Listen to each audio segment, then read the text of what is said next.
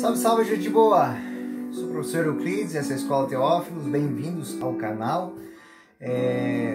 Nós vamos dar continuação ao tema dos livros proféticos. Nós vamos tratar hoje do livro do profeta Isaías, esse que é considerado o evangelista do Antigo Testamento. Essas aulas, elas estão generosamente sendo patrocinadas pelas alunas e amigas Márcia Aparecida e Miguel Zeponi, que tem um centro de orientação teológica existencial, trata de temas como relações humanas, relações pessoais, teológicas, filosóficas, educacionais, e a aluna Ana Lúcia Escapim. Muito obrigado pela generosidade de vocês. Então já vamos para o nosso tema. Nosso tema de hoje é o profeta Isaías. Profeta e escola profética. Por que eu faço essa distinção? Porque é um profeta que teve um período profético muito longo. É um período que beira os 400 anos de ação profética. Então, com certeza, isso não é obra de um homem só. Então, o profeta Isaías, o homem histórico, ele viveu entre os anos 770 e 887. Era filho de uma ilustre família de Jerusalém, um erudito, um poeta, um estilista, e é isso que dá base para ele formar. Também foi conselheiro de reis, como Joatão, Acás e Ezequias, mas viveu numa época muito conturbada, do ponto de vista das infidelidades de Israel, as infidelidades religiosas, morais, elas se espalhavam, não somente na corte dos reis, mas também entre os próprios judeus, o povo. Contato com outros povos, outras religiões, outros cultos religiosos, a infidelidade, de certa maneira, ela tem essa dinâmica de ser uma infidelidade para com a fé de Israel, ou seja, a fé em Yahvé. Esse livro, agora um pouco do estudo do livro, ele, mais ou menos no século XVIII, críticos e teólogos começaram a estudar mais a fundo o livro de Isaías e chegaram à seguinte conclusão, que não era uma única obra, mas um compilado de várias obras. Então, fizeram uma pequena divisão para melhor compreender e entender as dinâmicas do texto. A primeira parte da obra seria o Isaías original, que seria Isaías do capítulo 1 ao capítulo 39, que vai contar a vida do profeta lá por volta do século VIII, e todas as agruras e aquilo que o profeta passou no seu tempo, no próprio tempo do profeta, podemos assim dizer. Segunda parte, Isaías 40 a 57, data do exílio babilônico, mais ou menos em 587 a 538. E, por fim, a terceira parte, Isaías 58 a 66, que terá sido escrita após o exílio, na época da restauração e da reconstrução do templo na Terra Santa. Então, o profeta Isaías é considerado, então, um livro de uma escola profética, que tem como inspirador o profeta, mas que tem todo um encaminhamento de uma espiritualidade voltada para o messianismo, ou seja, à espera da vinda do Messias. Palavras como o servo de Javé vão encontrar-se, são cunhadas aí algumas palavras como as profecias relacionadas à estirpe de Davi, o servo de Javé, as profecias relativas à Virgem que conceberá, o menino que vai nascer, o conselheiro, o Emanuel, o Deus conosco. Então tudo isso está inserido dentro da dinâmica, da temática do livro de Isaías. Vamos então agora fazer um pequeno estudo sobre os capítulos 1 a 39, Isaías original. Bom, esse livro, o capítulo de 1 a 39, eles vão situar mais ou menos os ocorridos durante a vida do profeta. E também algumas outras coisas que são elencadas. Algumas estruturas de profecia são aplicadas aí. Então, a ordem cronológica, ela não é totalmente respeitada em todos os momentos. Vamos dizer assim, que existem alguns blocos que cronologicamente eles estão invertidos. Por exemplo, capítulo 38 e 39, eles são lidos como se viessem antes do 36 e do 37. Então, existem um compilado de coleções de dizeres dispostos sem uma ordem cronológica. E podemos dizer que do capítulo 1 ao 35, então, foram de forma mais organizada, sendo apresentada a vida do profeta e todo o seu período profético. Os discípulos de Isaías, eles tinham o costume de confrontar os discursos do mestre e reuniam coleções por tema abordado. Então isso é uma marca do primeiro Isaías também. Então nós vemos algumas expressões, algumas coleções que foram, digamos assim, estruturadas dentro de um livro. Originalmente, podemos imaginar que todo o livro era uma única coleção.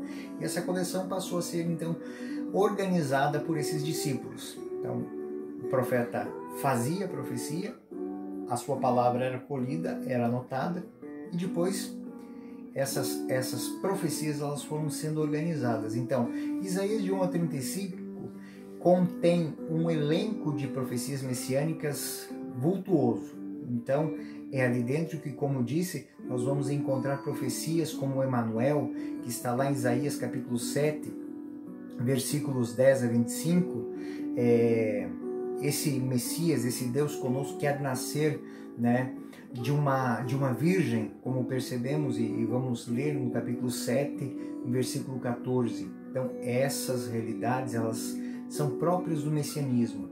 Isaías capítulo 9, de 1 a 7, nasce um menino prometido como admirável conselheiro, Deus forte, Pai do século futuro, Príncipe da paz.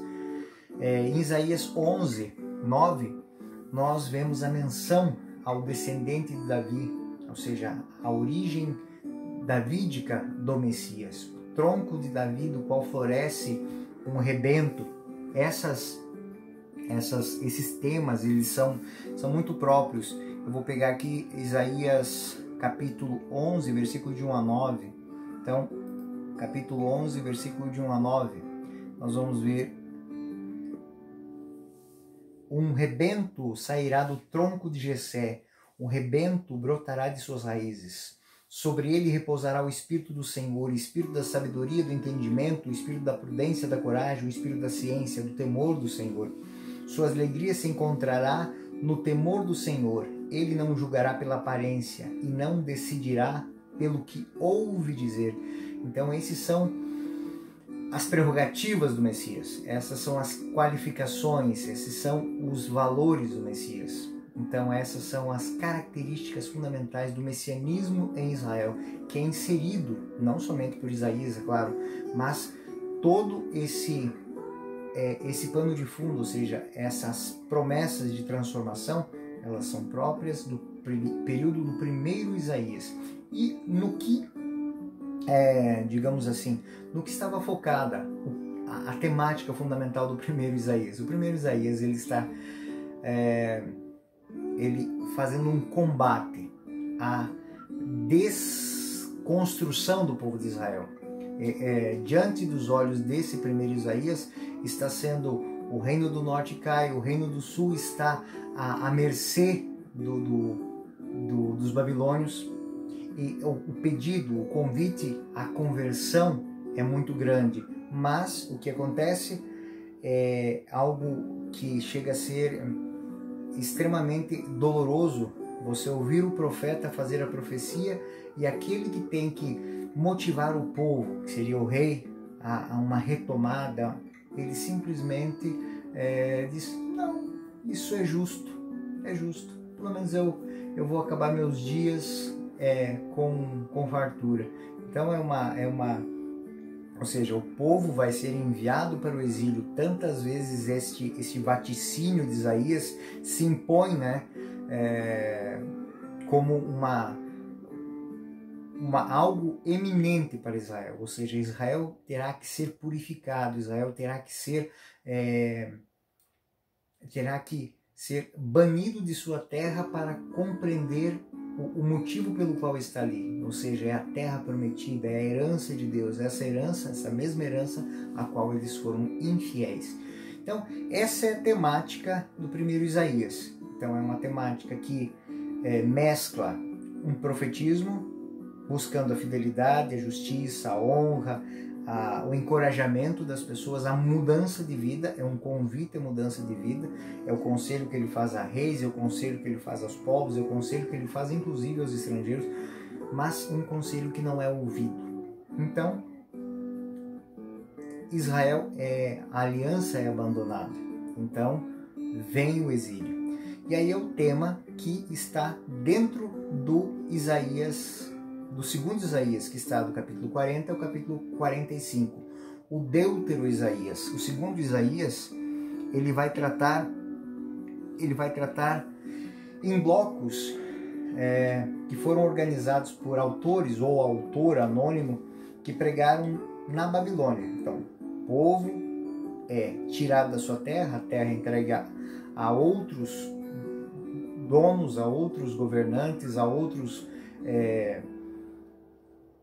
agricultores, a outros. Então, as cidades são invadidas, as riquezas são tomadas, o povo é feito escravo e enviado para a Babilônia. Na Babilônia, o profetismo de Isaías, então do segundo Isaías, ele anuncia aos deportados a iminente libertação e a volta para a Terra Santa. Então, essa profecia vai até o século IV antes de Cristo. Então, este retornar para casa, esse voltar para casa, ele é anunciado como uma maneira de manifestar a presença de Deus. Se no Isaías original, os vaticínios que colocam essa iminência da deportação, muda, a linguagem vai mudar. Agora, o Deus conosco é aquele que vai caminhar com o povo até o povo retornar para a sua casa. Até um Deus que não abandona, um Deus que não deixa à mercê do inimigo.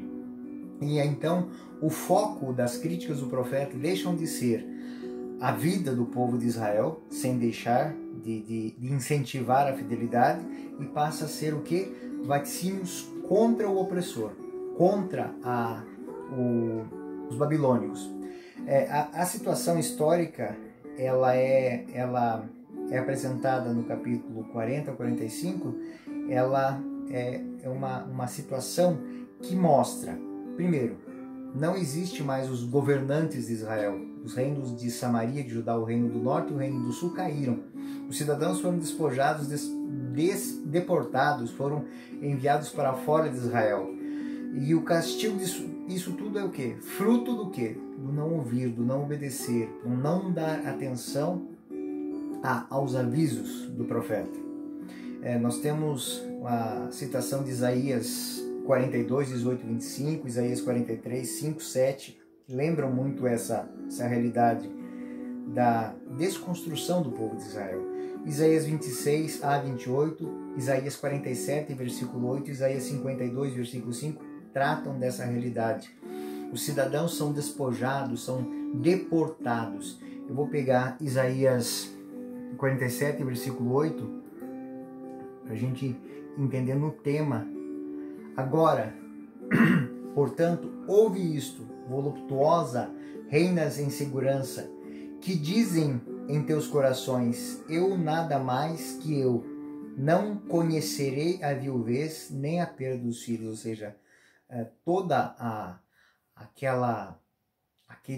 as profecias que foram feitas não deram ouvidos, ou seja, fizeram como se nada tivesse acontecendo, se nada acontecesse com o povo de Israel. Se nós tomarmos os últimos versículos, é muito triste, os últimos versículos do primeiro Isaías, que está no capítulo, nos últimos versículos, no capítulo 39, nós vemos um rei que se abandona. Ele não está preocupado mais com o seu povo, né? Ele recebe a visita de um governador estrangeiro e simplesmente abre o palácio, abre os cofres, mostra as riquezas de Israel, e o profeta fala a ele. Então a profecia que é direcionada ao rei é a seguinte: aproxima-se o tempo em que se levará para a Babilônia tudo aquilo que há no teu palácio, tudo o que acumularam teus pais até este dia. Não ficará nada, declara o Senhor. Tomarão até seus próprios filhos que gerastes, para fazer deles eunucos no palácio do rei da Babilônia. Ezequias respondeu a Isaías, olha a resposta do rei. A sentença do Senhor que acaba de proferir é justa, pois dizia a si mesmo, ao menos terei paz e segurança enquanto eu viver. Então, olha a realidade que é apresentada. O profeta diz que tudo aquilo que havia sido predito vai acontecer, está na iminência de acontecer. Então, o que se esperaria? Que alguém dissesse, não, vamos pedir a Deus que tenha misericórdia de nós, que tenha piedade de nós, e vamos fazer um trabalho. Vamos imaginar aquilo que aconteceu com o profeta Jonas quando foi anunciar a Nínive. Não. Este rei fica feliz porque olha para si e diz assim, bom, pelo menos eu vou ter uma vida tranquila e sossegada até os meus últimos dias de vida. Entender o que acontece no primeiro Isaías em preparação ao segundo é para entender aquilo que acontece na vida de muitas pessoas que depois de tanto conselho a pessoa não muda. E num belo momento diz assim, olha, vai acontecer, está na iminência de acontecer, a pessoa diz assim, tá bom, que seja. Não tem outro jeito mesmo? Há outro jeito. Há a mudança, há a transformação, há a recobrada de ânimo nas coisas. Mas muitas vezes isso não passa. Então, este é o que acontece no primeiro Isaías. No segundo Isaías, a temática ela muda. Então, no segundo Isaías, o vaticínio, as palavras, elas vão ao encontro de um povo que perdeu o seu governo, perdeu a sua terra, é castigado e é deportado, né? O templo está destruído, a restauração ela é profetizada. Então a primeira coisa que existe de profecia dentro do Deutero Isaías é a reconstrução religiosa, que parte de dentro para fora. O exemplo disso é que o templo será reconstruído. Então, se nós pegarmos lá Isaías 45:13, nós vamos ver essa temática sendo lembrada. Isaías 45, versículo 13.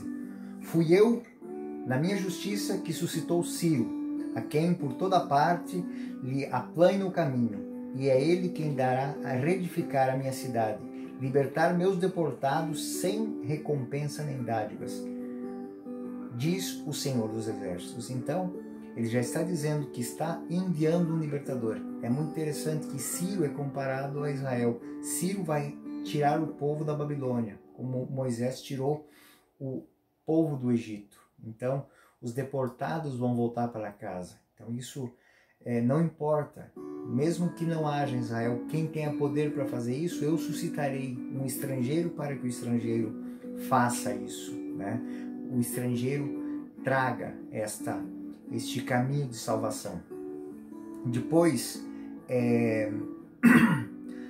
a Babilônia ela vai receber vaticínios dos profetas de que irá cair, irá ser destronada, o seu poder será retirado. E é Ciro, rei da Pérsia, então, que é reconhecido pelos leitores como Goel, como libertador de Israel do exílio. Nós vamos ver isso em Isaías 46, de 1 a 13.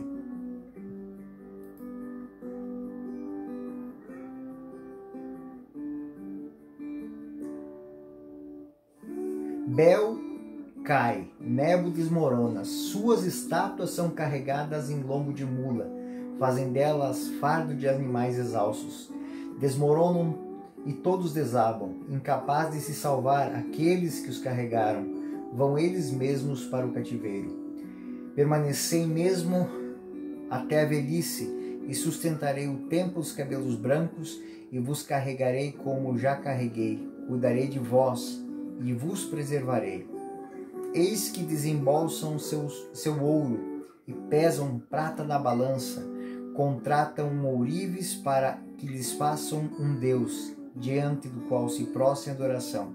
E aí lá no versículo 10. Desde o princípio eu predisse o futuro, anuncio antecipadamente o que ainda não se cumpriu. Meu plano realizará, executarei todas as minhas vontades.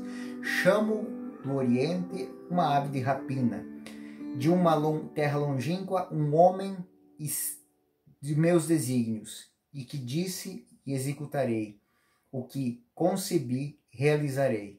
Escutai-me, homens desanimados, e vós que julgais longe a salvação. Faço aproximar-se a salvação que prometi. Ela não está longe. A libertação que eu predisse não tardará. Darei vitória a Sião e minha glória a Israel. Então, isso é uma profecia de libertação. Todos aqueles que estão cansados, que estão sobrecarregados, que estão desanimados, se animem, porque a salvação está próxima. É muito interessante porque essa dinâmica, né, do Israel, Deus conosco, a presença, né, ele está iminente. Essas temáticas do livro de Isaías são muito próprias liturgicamente do nosso período de Advento e Natal, onde é um tempo de espera, um tempo de preparação, de acolhida. Então, essa é a dinâmica que está dentro de Isaías, do Deutero Isaías. E também se tem a impressão de que Deus se manifesta neste momento, na história deste povo, de uma maneira mais calorosa, se reveste de um tom mais vivo. Isaías 43, 10 é interessante a maneira com que é usada as palavras. Vós sois minhas testemunhas, diz o Senhor, e meus servos a quem escolhi, a fim de que reconheça e que me acreditem e que se compreenda que sou eu. Nenhum Deus foi formado antes de mim, e não haverá outro depois de mim. Então, é como se ele estivesse explicando, falando, veracidade, ou seja, creiam, voltem a acreditar, recobrem as forças, retomem, eu estou convosco, eu permaneço. E outra característica do Deutero Isaías é não dirigir palavras condenatórias contra Israel, mas sim contra a Babilônia, né? Os oráculos de consolo são marcantes porque falam de profecias antigas, promessas messiânicas que se cumprem. Isaías 46, de 8 a 12, é muito interessante. Lembrai-vos disso, sede razoáveis e atentai em vós mesmos, pecadores. Recordai do que se passou outrora. Só eu sou Deus, e não há nenhum outro. Eu sou Deus e ninguém me é semelhante. Desde o princípio eu predisse o futuro. Anuncio antecipadamente o que ainda não se cumpriu. Meu plano se realizará, executando todas as minhas vontades. Então, a presença forte através da profecia de que Deus está trabalhando para a libertação deste povo. Isaías 43, 14 seguintes.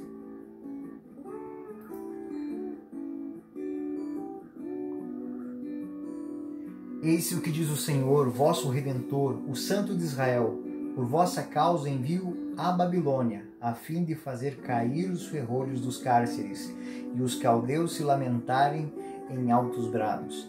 Então, aquilo que diz é caloroso, é uma restauração iminente ao povo de Israel que está no cativeiro. Outra coisa é a glória futura de Jerusalém. Então, a partir do capítulo 50, 51, nós temos essa predição de glórias, né? E uma coisa muito interessante, que até então, podemos dizer que isso é próprio de Isaías, nós temos a conversão dos gentios. Capítulo 55, versículos 3 a 5.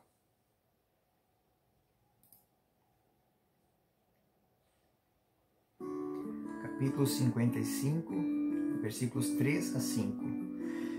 Prestai-me atenção e vinde a mim, escutai e vossa alma viverá. Quero concluir convosco uma eterna aliança, outorgando os favores que prometidos a Davi. Farei de ti testemunho para os povos e um condutor soberano das nações.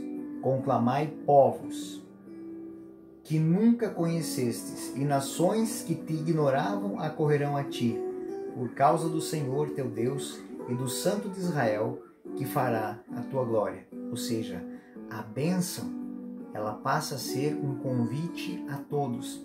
Aqui abre-se uma coisa que dentro do pensamento de Israel é novo. Ou seja, Israel é colocado como um caminho de salvação, não para si próprio. Ou seja, não adintra somente, mas da destra, ou seja, para fora. Se a libertação vem do estrangeiro, a libertação também é para os estrangeiros.